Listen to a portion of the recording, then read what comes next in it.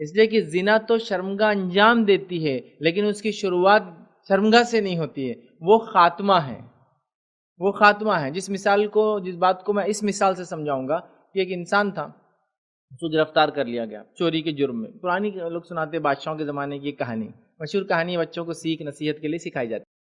تو اس کو پکڑ لیا جاتا ہے اور وہ چوری کے الزام میں پکڑا جاتا ہے، اور سپاہی آ کے اس کو پکڑ لیتے ہیں۔ تو وہ کہتا ہے کہ مجھے تھوڑی سی ایک مہلت دی جائے، میں اپنی ماں سے بات کرنا چاہتا ہوں۔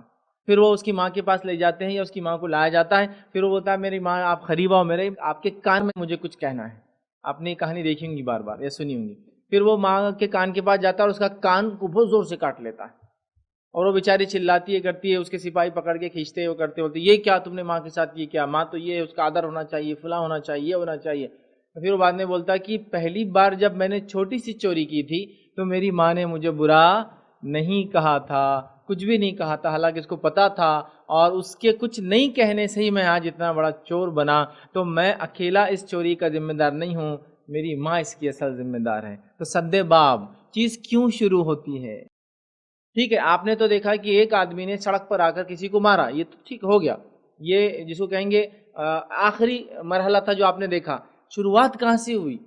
شروعات یہ ہوئی کہ جو آج ابھی مار کھا رہا تھا، جس کو آپ نے دیکھا، وہ پہلے مار رہا تھا اس کو تھوڑی دیر پہلے، لیکن جب تک وہ مار کے تھک گیا تھا، اب اس کو طاقت آئی، اب یہ مار رہا تھا۔ آپ نے وہ سین دیکھا کہ یہ مار رہا ہے، آپ نے یہ دیکھا شروعات کہاں سے ہوئی۔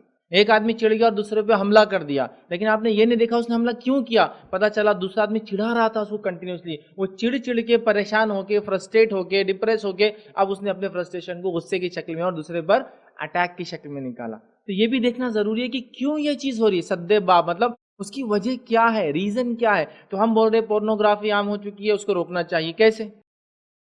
ہم بول رہے زنا عام ہو چکا ہے، اسے روکنا چاہیے، کیسے؟ عشق مزاجی عام ہوتی جا رہی ہے، روکنا چاہیے، کیسے؟ اسلام محبت کے خلاف نہیں ہے، لیکن وہ رائٹ ڈائریکشن میں ہو، وہ رائٹ ڈائریکشن میں ہو، ٹھیک ہے؟ تو بہرحال عشق مزاجیاں بڑھتی چلی جا رہی ہے، لڑکیاں بھاگ کر چلی جا رہی ہے، لڑکے بھگا کر لا لے رہے ہیں، ٹھیک ہے؟ بولنے کے لیے سننے کے لیے اچھا لگتا ہے، لیکن جب میری بیٹی بھاگ کر گئی تو احساس ہوتا ہے کہ کتنا برا عمل ہے، اس لیے کہ اس کو تکلیف ہوتی ہے، جس بچی کو اس نے بچپن سے پالا۔ یہ تو آپ جانے دیجیے، ایک جانور کو آپ نے زندگی بھر پالا اور اسے کوئی لے کے بھاگ جائے تو آپ کو برا لگتا ہے، سمجھ رہے آپ؟ تو یہ اس کی بیٹی تھی، آپ بھگا کے لا رہے ہیں، سماج بول رہا بہت اچھا ہے، اگر جس کو پسند ہے تو بھگانا چاہیے، لیکن وہ ساری چیزوں کو آپ دیکھیے، آپ پہلے منائیے، سمجھائیے، بتائیے، رائٹ ڈائریکشن میں آپ کی محبت، تو ساری چیزیں۔ تو بہرحال یہ سب چیزیں تو ہو رہی ہے، یہ تو اینڈ ہے، ریزلٹس دکھ رہے ہیں۔